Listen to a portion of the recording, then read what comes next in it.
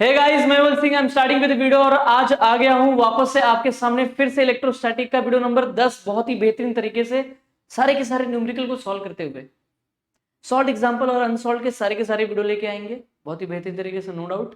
और आपको बताना चाहेंगे इसी के साथ कि आपको वीडियो को शेयर करते रहना है, आपको वीडियो को शेयर करते रहना है, आपको कमेंट करते रहना है, आपको बताते रहना है कि और क्या इंप्रूवमेंट करें और क्या चीज़ें बदलाव लाएं, आपको बताते रहना है।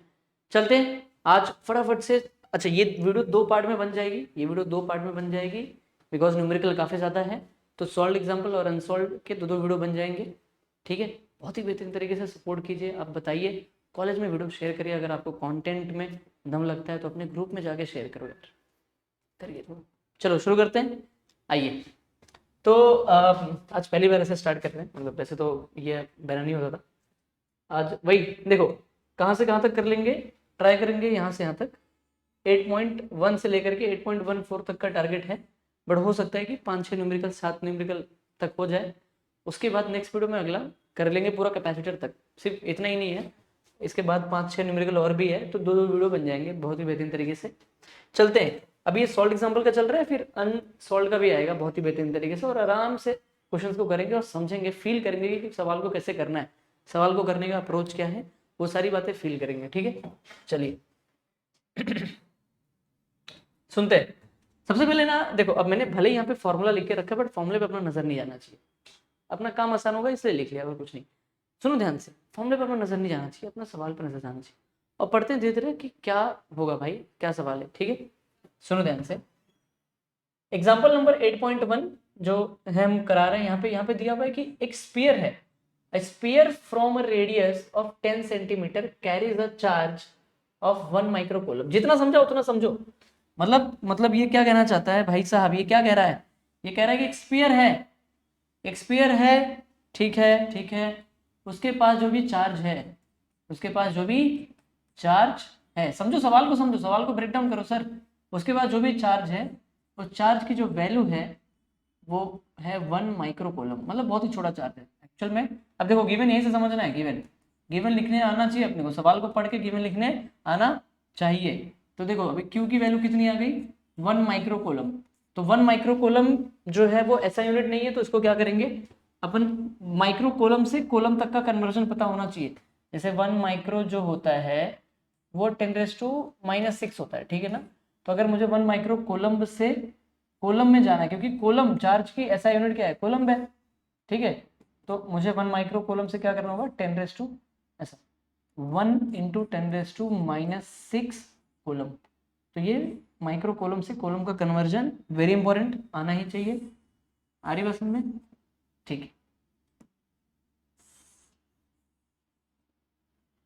सुनिए, तो ये क्यू की वैल्यू हो गई, कोई दिक्कत, ठीक है, कोई दिक्कत नहीं होनी चाहिए।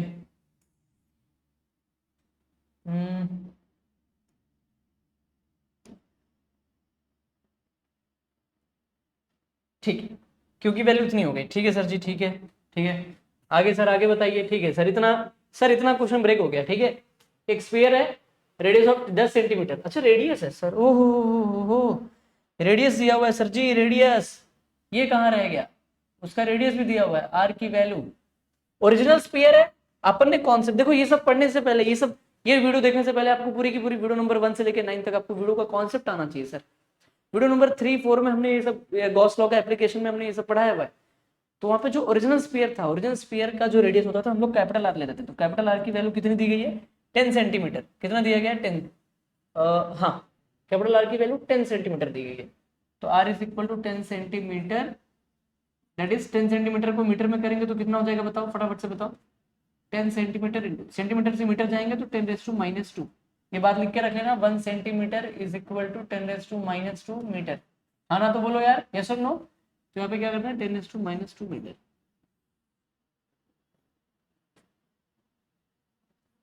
ये आर की वैल्यू होगी, ये आर की वैल्यू होगी, ठीक है सर, यहाँ तक ब्रेक हो गया। अब क्या निकालना है सर जी, निकालना क्या है सर जी, पकाते रहो, क्या क्या दिया हुआ है, calculate the electric field, electric field की वैल्यू निकालनी है, ठीक है भाई, ठीक है। मतलब टू फाइंड समझ में आ गया sir ji, to find sir ji, to find कर ला, ऐसा no sir ji, to find समझ में आ गया।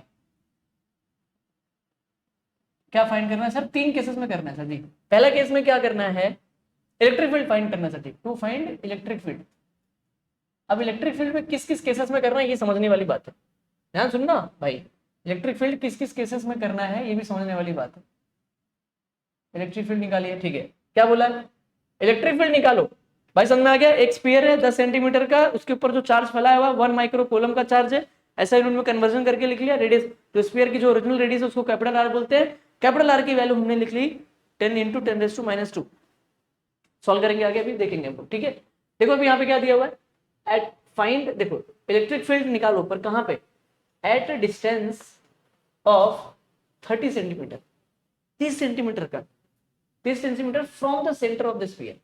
मतलब सर सेंटर से 30 सेंटीमीटर की दूरी पे, 30 सेंटीमीटर की दूरी पे ई की वैल्यू निकालो। ओ भाई साहब याद आ गया सर जी, कॉन्सेप्ट याद आ गया सर जी। आपने बताया था कि ये जो कैपिटल आर होता है वो अपना ओरिजिनल स्फीयर होता है, और वो बोल रहा है कि स्मॉल आर मतलब इमेजिनरी स्फीयर। ओ भाई साहब इमेजिनरी स्फीयर 30 सेंटीमीटर की दूरी पे एक गॉसियन सरफेस बनाइए, और उस गॉसियन सरफेस पे इस पॉइंट पे इलेक्ट्रिक फील्ड की वैल्यू निकाल के दिखाइए। भाई साहब वही तो बात चल रही है कि 30 सेंटीमीटर पे, तो आर की वैल्यू कितनी लेनी है? 30 सेंटीमीटर लेनी है, सिंपल सी बात है। चलो तो अभी फटाफट से सोल्यूशन करते हैं। आई होप आपको समझ में आ गया होगा।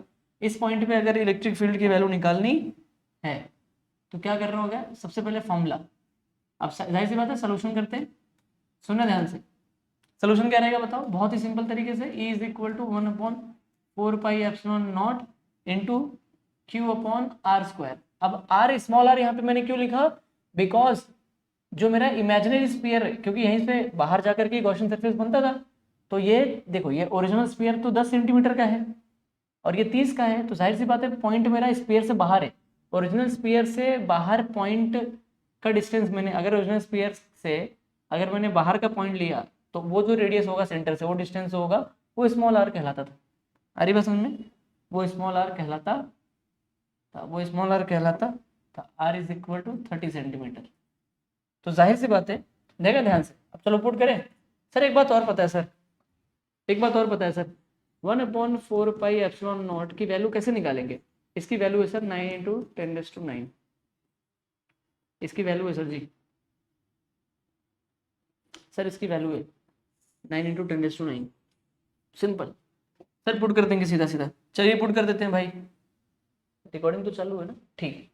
तो 9 इंटू 10⁹ पुट कर दिया, इंटू चार्ज कितना है मेरा? 1 माइक्रो कूलम। 1 माइक्रो कूलम मतलब कि 10⁻⁶। 10⁻⁶ अपॉन में आर मेरा कितना है? आर 30 सेंटीमीटर है, तो इसको मीटर में करना पड़ेगा। ध्यान सुनना, R is equal to 30 centimetre. Metre में करेंगे तो कितना हो जाएगा? 30 सेंटीमीटर। सेंटीमीटर भाई 10⁻²। चलो कर देता हूँ, लिख देता हूँ पूरा का पूरा। फटाफट से कर दूँ क्या सीधा सीधा? नहीं, लिख देता हूँ पूरा, सॉरी। देखो 30 इंटू, एक काम करता हूँ इसको साइड में दिखाता हूँ, यहाँ पे डायरेक्ट करता हूँ, क्या बोलते हैं? चलो देखो 30 सेंटीमीटर को मैं लिख सकता हूँ 30 इंटू 10⁻²। मीटर में आ गया अभी, क्योंकि मुझे मीटर पुट करना है। अब इसको लिख सकता हूँ, ये 10 है ना, ये 0 0 मतलब 10। 30 को 10 लिख सकता हूँ 10⁻1 इंटू 10⁻²। तो 10⁻1 इंटू 10⁻² क्या हो जाएगा बताओ? 10⁻1 हो जाएगा। बेस सेम तो पावर एड, 1 - 2 दैट इज -1। मतलब एक्चुअल में 0.3 है। 30 सेंटीमीटर सीधा सीधा 0.3 लिख सकता हूँ, बट 3 इंटू 10⁻1 लिख दो, कोई दिक्कत? 3 इंटू 10⁻1 का होल स्क्वायर r² है, फॉर्मूले में r² है, देखिए ध्यान से। 9 इंटू, अच्छा एक मिनट, 10 के पावर को कैलकुलेट कर ले। 9 देखो 10⁻9 और 10⁻6, तो 10 ये क्या हो जाएगा? 10⁻9 - 6 हो जाएगा। डायरेक्टली कर सकते हैं, बट हाँ डायरेक्ट नहीं करेंगे क्योंकि आप बोर्ड के बच्चे हो, पढ़ाई करेंगे और तेज हो जाएंगे फटाफट से। होल स्क्वायर लेना है, ले लो होल स्क्वायर। 3 3 9 इंटू 10⁻1 का होल स्क्वायर कितना हो जाएगा? 10⁻1 का होल स्क्वायर कितना हो जाएगा? ये पावर मल्टीप्लाई हो करके 10⁻2 हो जाएगा, सिंपल। 10⁻2, कोई दिक्कत, कोई बुराई नहीं है, ठीक है। 9 9 कैंसल, 10⁻3 अपॉन 10⁻²। सर कितना हो गया सर? ऊपर जाएगा तो कितना हो जाएगा? 10⁻5। हो 10⁻5, समझा कि नहीं यार? ऊपर गया तो 10⁻5, तो क्योंकि ये पावर प्लस हो जाएगा तो ऊपर 10⁵ हो जाएगा। लिख के दिखा दूं क्या? 3 + 2 = 10⁵। ठीक है, तो 10⁵ न्यूटन इलेक्ट्रिक फील्ड की यूनिट क्या लिख सकते हैं? न्यूटन पर कूलम।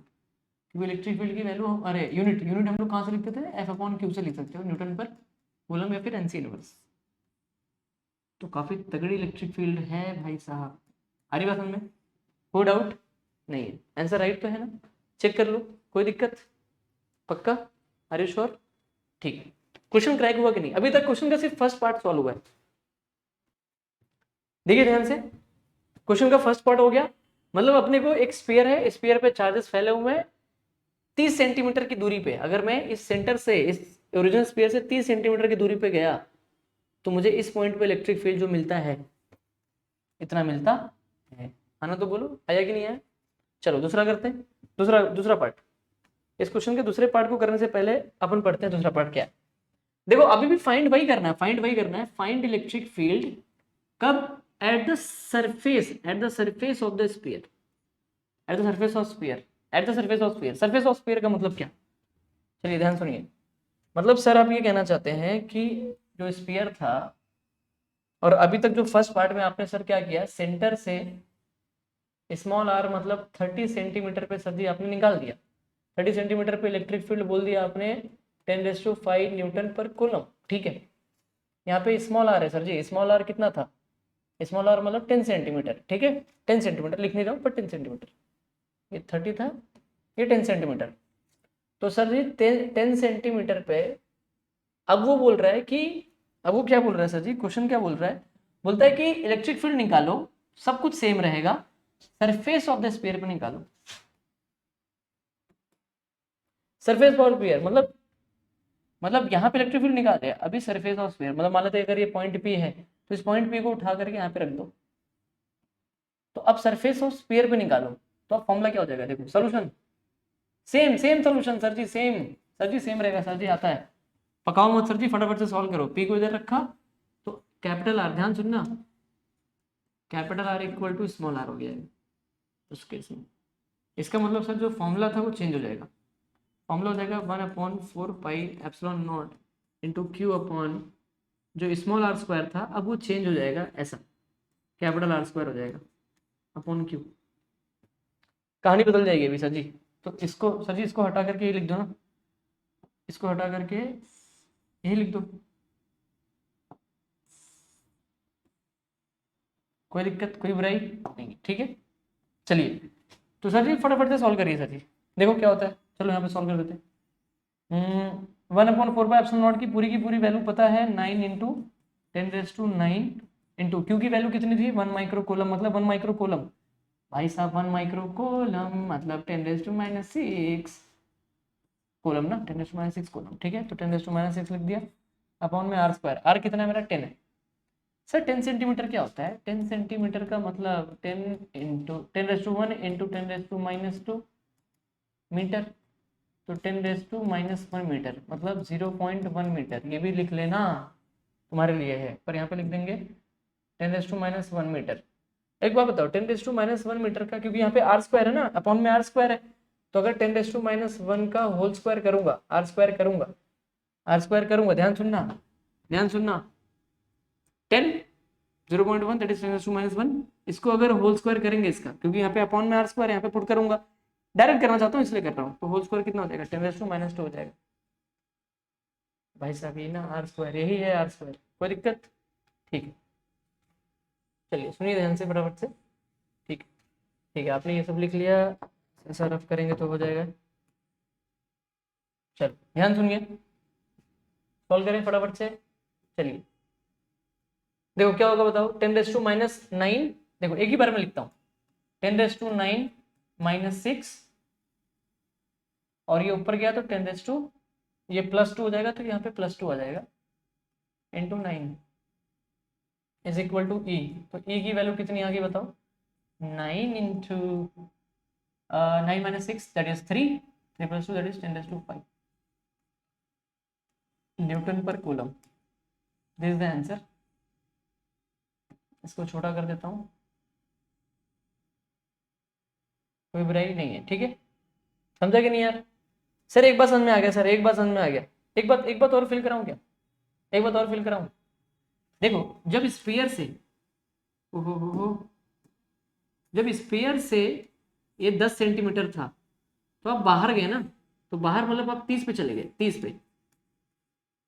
तो जब आप सेंटर से 30 सेंटीमीटर पे दूरी पे गए, 30 सेंटीमीटर मतलब 3, इस 10 का 3 गुना, इस 10 का 3 टाइम ना।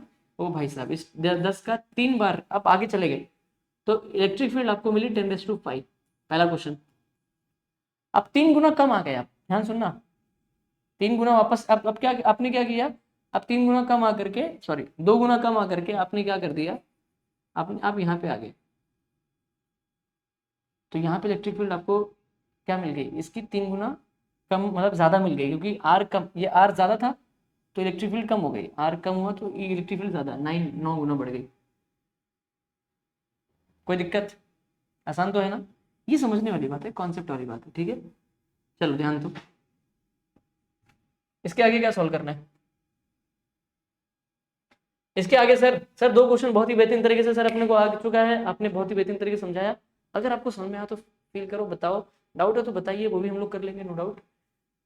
ठीक है, सुनिए अब क्या पूछा है, question number 3, at a distance find the electric field. ये सब है कंडीशन, इलेक्ट्रिक फील्ड निकालो of 5 centimetre, distance of 5 centimetre from the centre, distance of 5 centimetre from the centre of the sphere.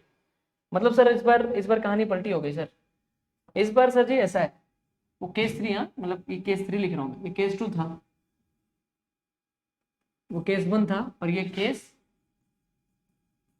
3। Case 3 में सर जी कहानी पलट गई। Case 3 में बंदा बोलता है कि सर इस बार स्पीयर ले लो, इस बार स्पीयर ले लो, ये 10 सेंटीमीटर है, ठीक है। अब वो क्या बोल रहा है, अब वो क्या बोल रहा है कि 5 सेंटीमीटर अंदर जाओ।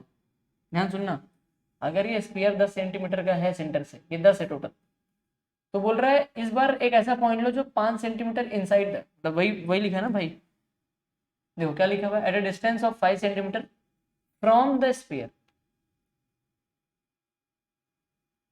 From the centre of sphere. देखो from the centre of sphere, ये वर्ड बहुत इंपॉर्टेंट, यही वर्ड करना है, यही वर्ड क्रैक करना है, यही वर्ड को मार्क कर लो। From the centre of sphere का मतलब ये हो जाता है कि सेंटर से सुनिए ध्यान से, सुनिए ध्यान से, सेंटर से 5 सेंटीमीटर की दूरी पे, ये 5 सेंटीमीटर की दूरी पे मुझे इलेक्ट्रिक फील्ड की वैल्यू निकालनी है। कैसे निकालेंगे? सर जी मेरे को कौन से पता है, मेरे को कौन से पता है, आपने बोला था कि अगर सरफेस पे चार्ज है तभी अपने को इलेक्ट्रिक फील्ड मिलती है, स्फीयर के बाहर मिलेगी। अरे हाँ ना तो बोलो, ये सुनो। सर ये स्फीयर हॉलो होता है, खोखला स्फीयर, ये अंदर हॉलो है, अंदर हॉलो है, चार्ज 0 है। अगर फॉर्मूला लगाऊंगा E is equal to 1/4πε0 into Q/r²।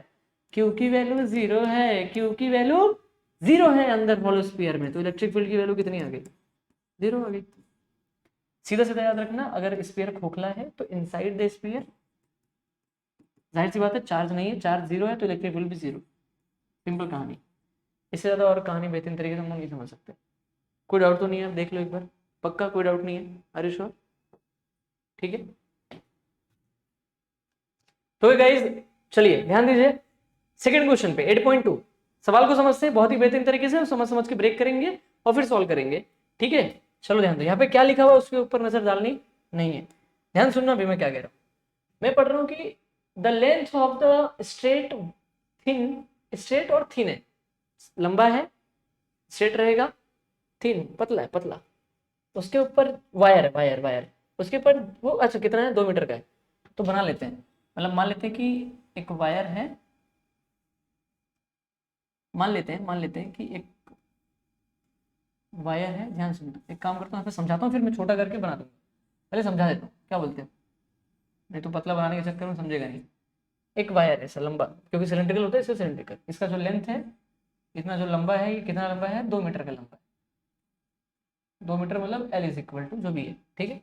It is uniformly charge, uniformly charge का मतलब सिर्फ इतना होता है कि उसके ऊपर चार्ज ऐसा फैला हुआ है।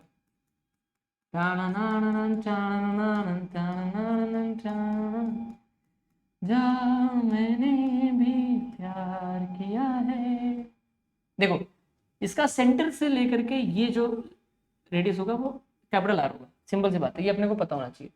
सेंटर यहाँ से लेके ये वाला हिस्सा पूरा सेंटर का ही माना जाता है, ठीक है। तो हर हिस्सा इसका सर्कुलर होता है, तो ये हर पॉइंट ये सेंटर ही है, ये हर पॉइंट सेंटर होता है, इस बात को याद रखना, ठीक है। Uniformly charge with the positive charge से फैला दिया, ठीक है, ऑफ 3 माइक्रोकूलम। 3 माइक्रोकूलम मतलब ये चार्ज की वैल्यू दी गई है, चार्ज की वैल्यू दी गई है ऐसा, Q is equal to 3 microcoulomb. हम लोग सीधा सीधा वैल्यू वहां पे पुट करेंगे, अपने को आता है, ये तो कन्वर्जन लिख के रख लो, 3 इंटू 10⁻⁻⁶ कूलम। सिंपल। कैलकुलेट, क्या कैलकुलेट करना है बताइए भाजी, क्या कैलकुलेट करना है? The charge density of the wire, wire की चार्ज डेंसिटी फाइंड करनी है। क्या मैं इसको थोड़ा सा छोटा करके यहाँ पे दिखा दूं?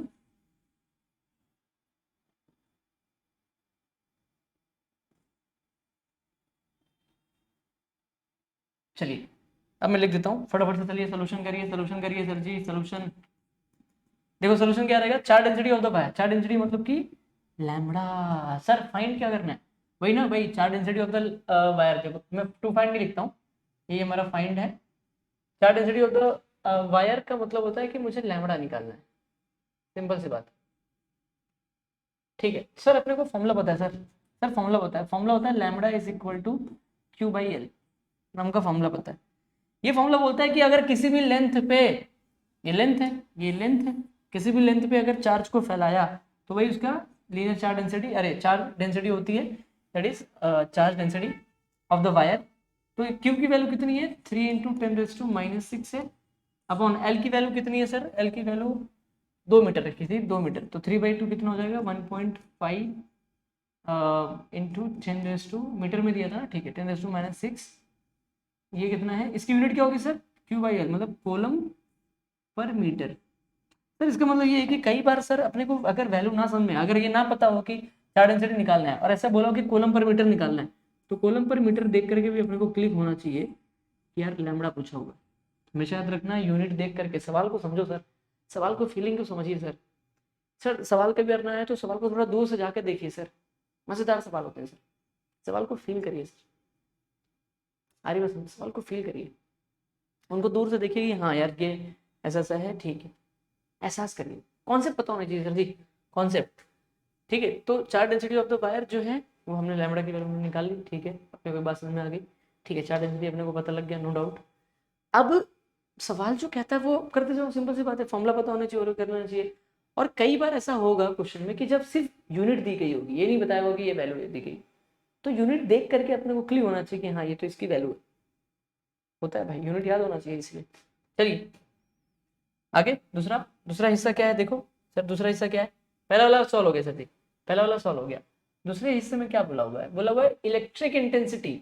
मैंने बताया था इलेक्ट्रिक इंटेंसिटी बोलो, चाहे इलेक्ट्रिक फील्ड बोलो, चाहे इलेक्ट्रिक नहीं बस इलेक्ट्रिक फील्ड दो, हाँ चाहे एक और वर्ड था इलेक्ट्रिक फील्ड इंटेंसिटी, ये तीनों केस में,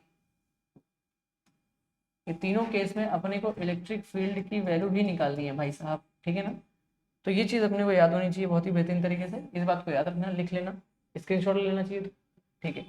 electric intensity due to the wire of 1.5 metre away from the centre of the wire.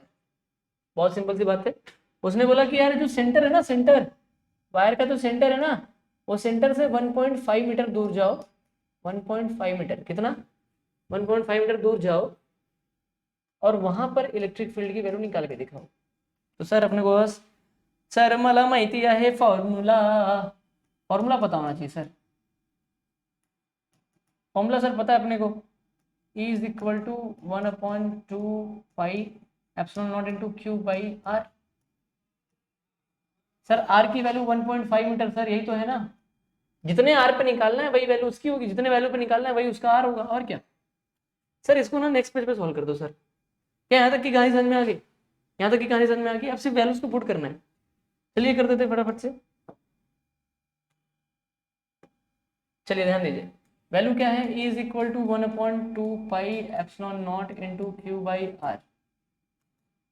एक बार समझ में आ गया सर, इस बार फंस गए सर आप, सर जब ये था ना 1/4 पाई एप्सिलॉन नॉट था, तो आप फटाफट से ये करते थे 9 × 10⁹ सर इस बार आप फंस गए हो। नहीं भाई नहीं फंसा, मैं नहीं फंसूंगा सर। सर मुझे पता है epsilon naught is equal to 8.85 into 10⁻⁻12 होता है सर जी। आ रही बात समझ में मैं क्या कह रहा हूँ? क्लियर है? कोई बुराई नहीं है, ये होता है सर जी। ठीक है, दूसरा पाई की वैल्यू सर जी अपने को पता है 3.14 होती है, तो बस सर जी पुट कर देंगे 2 into 3.14 into epsilon not 8.85 into 10⁻⁻12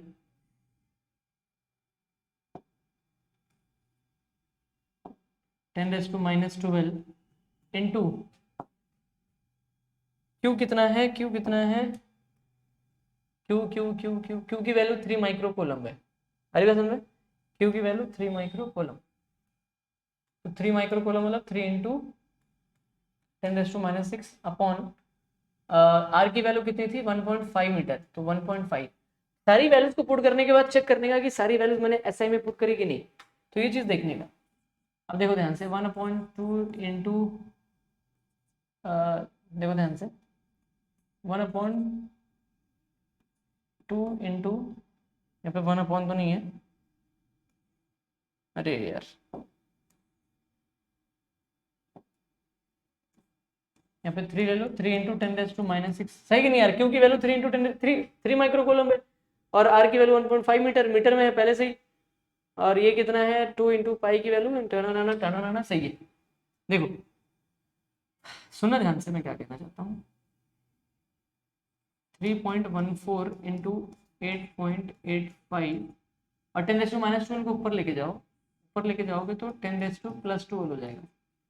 simple सी बात है, प्रॉपर्टी है ये, वही वाली प्रॉपर्टी है, a raise to m upon a raise to n, a raise to m into a raise to n. Minus में होता था, माइनस में है तो प्लस में होगा, प्लस है तो माइनस, वही वाली बचपन की बात है। एक बात सर, एक चीज सर, एक चीज कॉमन दिख रही है 1.5, एक सर एक सेटिंग दिख रहा है 3/2 इंटू 1/1.5 है, 1/1.5। अगर इसको मैं ऐसा कर दूं, ध्यान सुनना, 3/2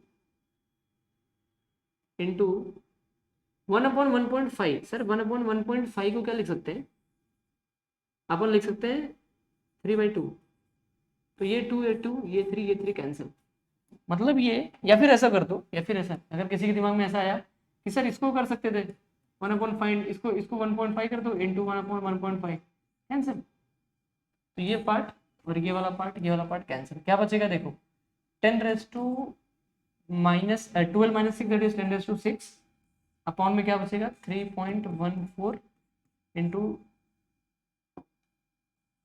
8.85। अब इसका लॉग ले लो, क्या ले लोगे, लॉग, इसका लॉग ले लोगे, लॉग से सॉल्व करोगे, सिंपल सी बात है। देखो ये वाला ट्रिक स्क्रीनशॉट ले लेना, ठीक है। इसको जब सॉल्व करोगे तो आपका आंसर जो आएगा वो इलेक्ट्रिक फील्ड की आंसर आएगी 1.798 इंटू 10⁻⁴ न्यूटन पर कूलम। सिंपल सी बात है, मैं आंसर नहीं निकालता क्योंकि अपने को ज़्यादा न्यूमेरिकल सॉल्व करना है, ठीक है। बाकी लॉग लेने तुम्हें आता है, लॉग लेना तुम्हें सिखा दिया गया है, लॉग लेना तुम्हें आता है, लॉग लेने आता है तो ये सब तुम्हारे लिए चिंता बात, बहुत बड़ा कैलकुलेशन नहीं है, ठीक है। आई होप आपको समझ में आया न्यूमेरिकल। यार हाँ ना तो बोलो, ये सुन लो, पक्का समझ में आ रहा है? आसान तो है ना यार, सवाल को फील होना चाहिए सवाल, सही कि नहीं। चलिए ध्यान दीजिए आगे। तो क्या गाइस ध्यान दो, अब देखो सुनो, एग्जाम्पल नंबर 3 दैट इज 8.3, यहाँ पे आ जाते हैं, वापस से पढ़ने की कोशिश करते हैं क्या दिया हुआ।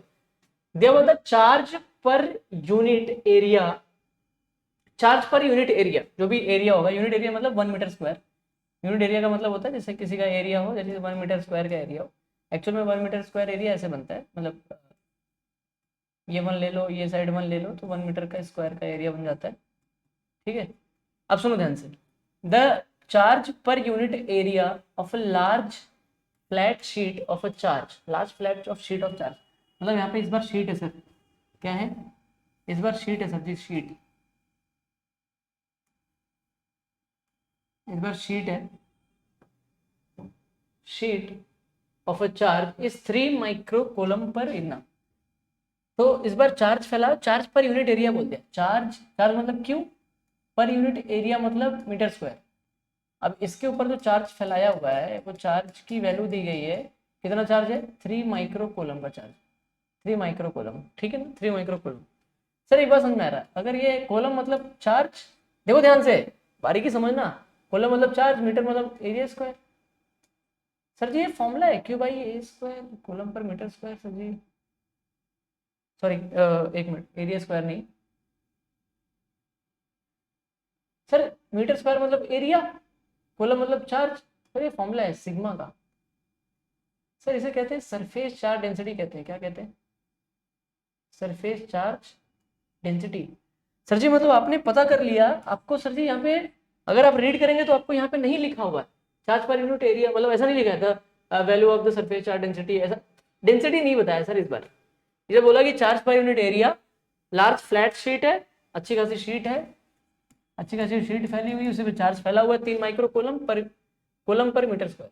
तो कोलम मतलब चार्ज, मीटर स्क्वायर मतलब area, sigma, sigma equal to Q by A. तो सर जी इस बार सिग्मा दिया हुआ है सर जी 3 माइक्रो कोलम, ऐसा लिख सकते हैं 3 micro coulomb metre square. 3 micro coulomb मतलब 3 इंटू 10⁻⁻⁶ लिखेंगे सर जी। पता है सर जी, अब तो आदत हो गई है। आता है कि नहीं आता है। कैलकुलेट, यस और no, calculate electric field intensity. इस बार इलेक्ट्रिक फील्ड देखो, मैंने बोला ना EFI बोले, EF बोले या फिर EI बोले, कैलकुलेट भाई इलेक्ट्रिक फील्ड निकालना है, मतलब E की वैल्यू निकालनी है, E की वैल्यू निकालनी है एट ए पॉइंट। कौन से पॉइंट पे, कहां पे निकालनी है, at a point just near the surface of the sheet. ऐसे पॉइंट पे जो एकदम आसपास में हो, मतलब ये जो सरफेस है उसके आसपास में कोई पॉइंट ले लो, यहाँ पे ले लो या चाहे ये साइड ले लो, कहीं भी ले लो, ठीक है, ऐसा कुछ बोला नहीं है। अच्छा, measure from its mid point. अच्छा उसके मिड पॉइंट से मेजर होना चाहिए, मिड पॉइंट से मतलब ये वाले पॉइंट से, यहाँ से मेजर होना चाहिए, ठीक है ना, ऐसा बोला हुआ है।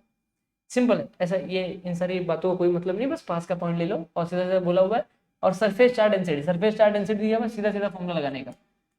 शीट के लिए पता है, शीट के लिए पता है, फॉर्मूला होता है सिग्मा अपॉन 2 एप्सिलॉन नॉट। तो सिग्मा की वैल्यू कितनी है, पहले से दी गई है 3 इंटू 10⁻⁻⁶, यूनिट लिखने की जरूरत नहीं है, अपॉन में 2 इंटू 8.5 इंटू 10⁻⁻12, 3 इंटू 3/2 मतलब 1.5 हो गया, अपॉन में 8.85। अप्रोक्सीमेट करके आंसर निकाल सकते हैं बट अपन लॉक करेंगे, ठीक है, दोनों लॉक कर लेना। 10⁻⁻6, वहाँ पे +12 हो गया तो यहाँ पे 6 बचेगा, सिर्फ 6 बचेगा। तो जो वैल्यू आएगी वो वैल्यू पे आंसर कितना होगा, हाँ जो भी वैल्यू आएगी, यहाँ पे देखो, यहाँ पे आंसर में क्या प्रिंट है, 10⁻5 प्रिंट है। यहाँ पे जो भी वैल्यू आएगी पॉइंट को शिफ्ट करके 10⁻5 कर सकते हैं, उसमें कोई दिक्कत नहीं है, ठीक है ना, राइट है ना। 10⁻6 क्या है, माइक्रो है, माइक्रो कोलम, कोई दिक्कत तो नहीं है, ठीक है, माइक्रो कोलम। और -12 +12 हो जाएगा, ऊपर जाके -6 +12 हो जाएगा, और क्या, +12 तो +6 हो जाएगा, करेक्ट करेक्ट। तो ई नेट की वैल्यू आपकी आ जाएगी 1.7 इंटू 10⁻5 न्यूटन पर कोलम, सिंपल, कोई बुराई नहीं है, ठीक है। लॉग की कैलकुलेशन से अपन ये करने जाएंगे तो अपना टाइम जाएगा, ठीक है, कोई दिक्कत। चलो नेक्स्ट न्यूमेरिकल देखो। नेक्स्ट न्यूमेरिकल क्या है सर जी, नेक्स्ट न्यूमेरिकल भी मजेदार होगा। मजा आ रहा है कि नहीं यार, बताते जाओ, अगर न्यूमेरिकल में मजा आ रहा है तो बताते जाओ।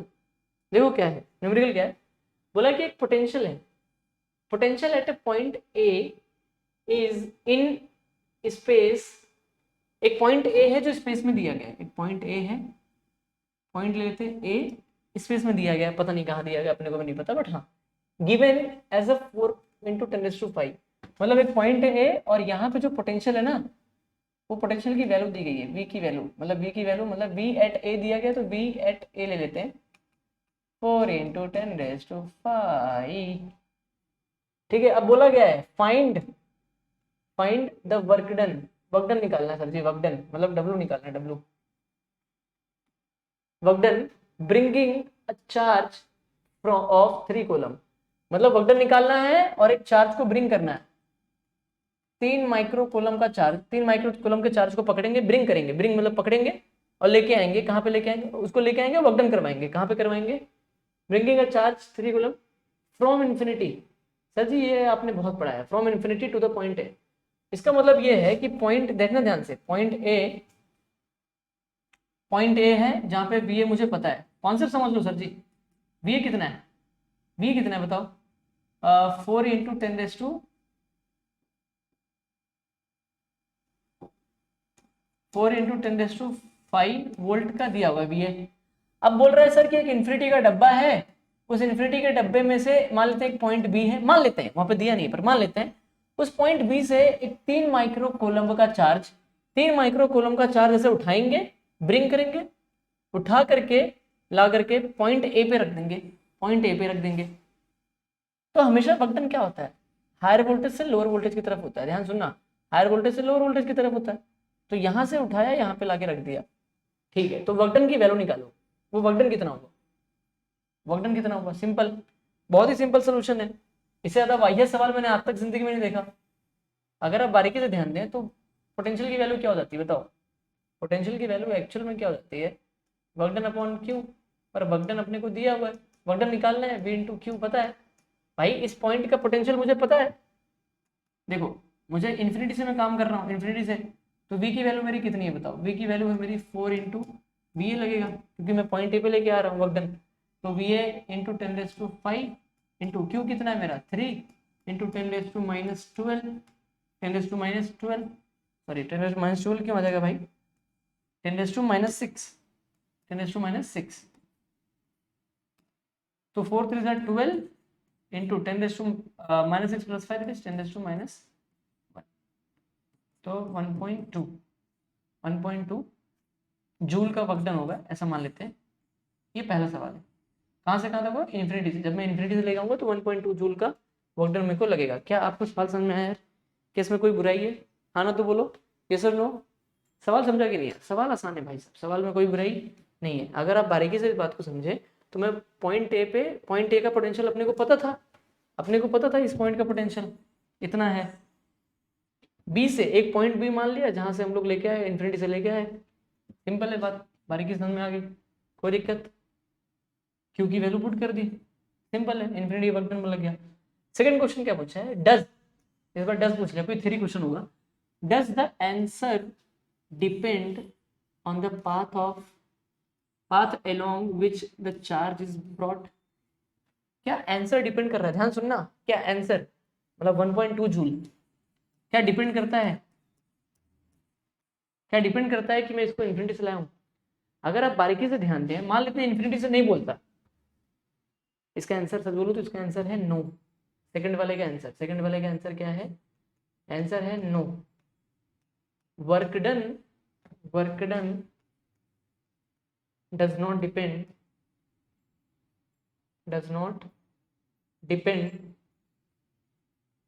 on the path of work, या फिर work done is independent on path. भाई साहब ध्यान से देखना, क्या इस पाथ है, क्या इस रास्ते पे डिपेंड कर रहा है वर्क डन, ऐसा पूछा हुआ है। क्यों डिपेंड करेगा भाई? यहाँ पे आपने इन्फिनिटी से लेके आए, मैं कभी चेंबूर से लेके आऊंगा, कभी विरार से लेके आऊंगा, मैं कहीं से भी लेके आऊँ 3 माइक्रो कूलम का चार्ज और यहाँ पे आके रख दूँ, तो इस पाथ पे थोड़ी ना वर्क डन डिपेंड कर रहा है, क्योंकि मुझे इस पॉइंट का पोटेंशियल पता है, तो पाथ पे डिपेंड नहीं कर रहा, सिंपल सी बात है। तो no is the perfect answer, ठीक है, नो बोल देना, ऐसा कभी कभार थ्योरी आ सकती है। आई होप आपको समझ में आ गया, कोई बुराई नहीं है।